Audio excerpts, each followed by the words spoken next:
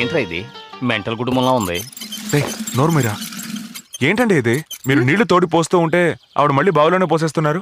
అక్క స్వెట్టర్లు కొనుక్కోవడానికి మీకు దొంగతనంగా డబ్బులిచ్చింది కదా, అందుకు పడ్డ శిక్ష ఇది. 50 బిందులు నీళ్లు తోడాలి. ఈ శిక్ష వేసిన వెధవాడు మా నాన్నగారు. రాధా, ఆయన మీకు మాత్రమే తండ్రి కాదు, నాకు తండ్రి లాంటి వారే. అందుకని మన వేలుతో మన కొన్నే పొడుచుకుంటావా? మన తండ్రి అయినంత మాత్రాన ఆయన చేసిన తప్పులన్నీ భరించాలంటారా? చెప్పండి.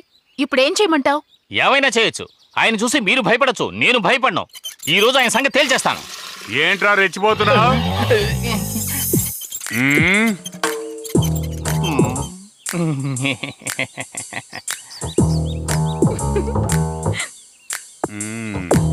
ఏంట్రేవో కోతలకు వస్తున్నావు?